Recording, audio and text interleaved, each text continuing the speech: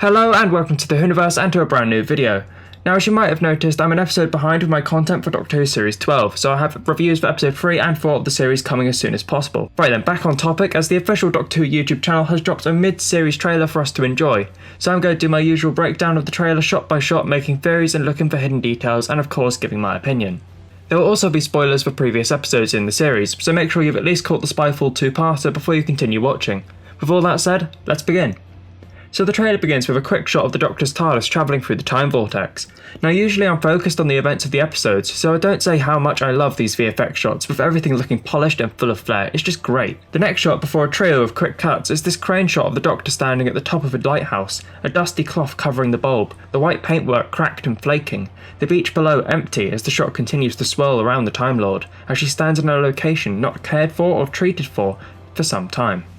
Now I wanted to say this is set in the present day. I'm not really sure of anything more at this stage. The superimposed dialogue, however, has the Doctor saying that time is swirling around her, much like this shot.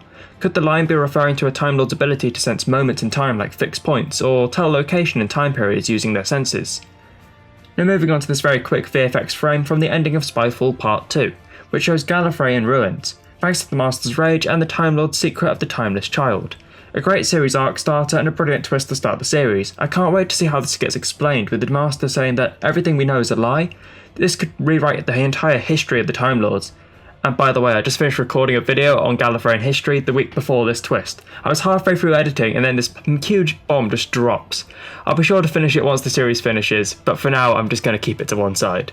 Now the next very quick shot shows a familiar silhouette. If you haven't guessed it, it's a Cyberman, a monster that first appeared on screen back in 1966. The Cybermen are one of my favourite villains and are constantly changing and upgrading. They're just simply amazing. It'll be interesting to see what this one brings to the table, with these blue lights emitting from its back as it walks down this darkened corridor. There's also some interesting looking lights on the left of the frame, most likely cyber tech of some kind. But what does it do? And does it mean trouble for Team TARDIS? And the next shot also features another returning species to the Whoniverse. However, the Rhino Space Police were only introduced back in 2007, and they've had many appearances, but not much in the way of a backstory. They're called Judoon, and will be appearing in episode 5 of the series titled Fugitive of the Judoon. The Judoon shown here is the captain and possesses numerous pieces of tech, most likely a swift attitude, a gravelly voice, and noticeably appears to be blind in one eye, with it appearing white or cloudy. This is a rhino who's been on plenty of rampages and has paid the price.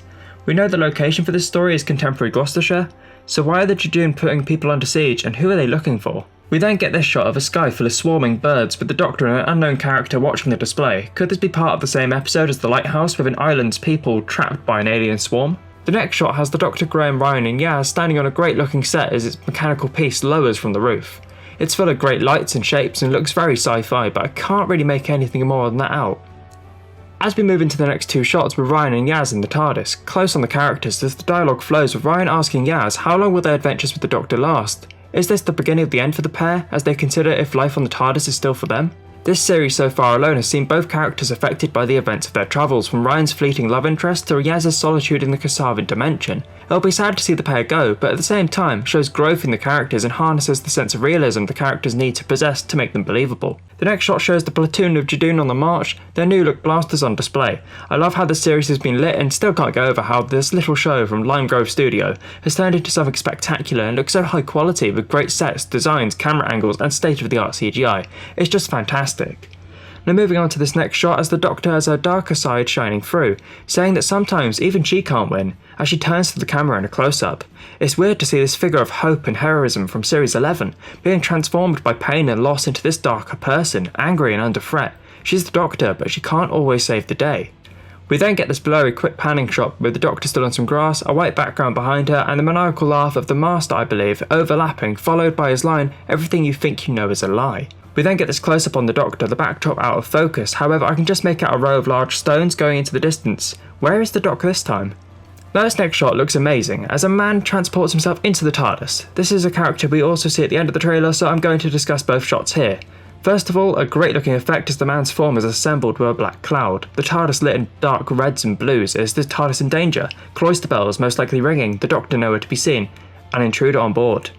Now going on to the man's appearance, I don't think it's a character we've seen before, however if it is, the only one I could think of that really comes to mind is one called the Black Guardian, who first appeared on screen back in 1979, a character who is the physical personification of the forces of chaos and destruction in the universe. The Black Guardian is only balanced by the White Guardian's forces of order. Is this what the series finale holds? An old enemy returning, the foreshadowing of something entering the TARDIS from Spyfall, the answer to Gallifrey's destruction, and a battle for the balance of order and chaos in the universe? If true, this is an episode I can't wait for, smiling much like the mysterious character. Moving on to this next shot as we track Graham and Yaz as they've run at full sprint down a dark industrial corridor, pipes and metal containers littering the walls, steam billowing, and a really great view of the chase upping the intensity. I wonder if the blue triangular logo on the barrel would come to mean anything. The next shot has one of the largest Judoon platoons we've ever seen, with at least 25 Judoon on screen at one time, led by the captain. The background appears to be the ship, with previous shots in the trailers and this photo appearing to be from the same location. We then get a quick shot of a character from Fugitive of the Judoon played by Neil Stuke, called Lee Clayton. Why is he so important? I'm now just going to take a moment to admire this shot here. It looks amazing, doesn't it? Sometimes I have to pinch myself to remember I'm still watching Doctor Who. It's a fantastic looking spaceship, and I can't wait to find out who it belongs to. We then get this booming voice superimposed over the next few shots, which are super fast paced and had me rewatching this trailer plenty of times, as the voice bellows, "All humanity will fall." A great sounding threat and a really menacing voice. We also get this shot of Ryan and Yaz, again in period clothing, standing next to a character I don't quite know at this point. In what looks like a stately home with a balcony style second floor, the three characters staring in awe or shock. This next shot features another character I know nothing about, other than her costume looks great. Could she be a member of the Shadow Proclamation, the force the Judoon are often hired by? Or is this the Fugitive with the Judoon guarding her on the left? We get another look at the silhouette of the Cyberman and then another shot from the Judoon episode with the Doctor and a mysterious character back to back surrounded by the rhino-faced police. The room they are standing in looks old but preserved, a cathedral perhaps.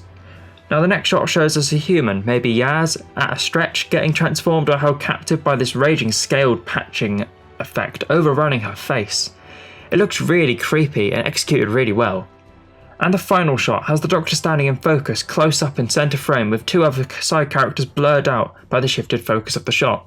The Doctor looking serious in the countryside. A small detail, if you look at the lighting on the Doc's face, you can see it moves across her forehead and her cheek, perhaps reflecting off something in the distance, or simply how they used the reflector and the lighting setup on that day. It's difficult to tell and a minor detail, but you never know, it could tell us a couple little bits and pieces about what enemy she's facing. It's a great little trailer and I can't wait to see how the rest of the series pans out. I hope you enjoyed the video. If you did, don't forget to hit that like button and comment below any theories and opinions you have or anything I missed. But please keep it civil. It's a family TV show at the end of the day. With that said, thank you very much for watching. Don't forget to subscribe for more videos and I'll see you in the next one. Bye bye.